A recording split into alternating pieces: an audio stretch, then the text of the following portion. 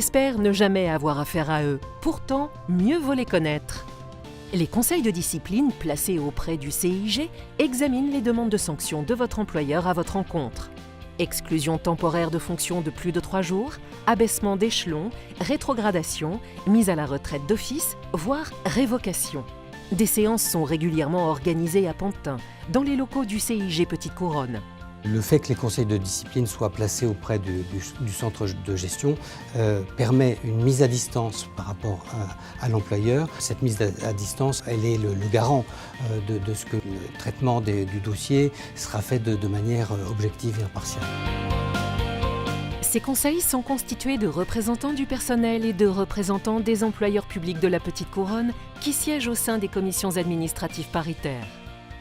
Les avis des conseils de discipline sont consultatifs. Pour autant, votre employeur doit obligatoirement les recueillir pour que sa décision soit légale.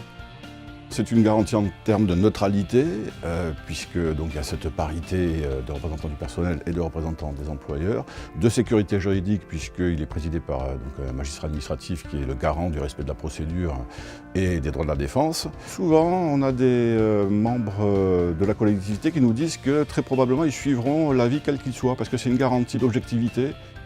Il existe un conseil de discipline pour chaque catégorie hiérarchique, A, B et C.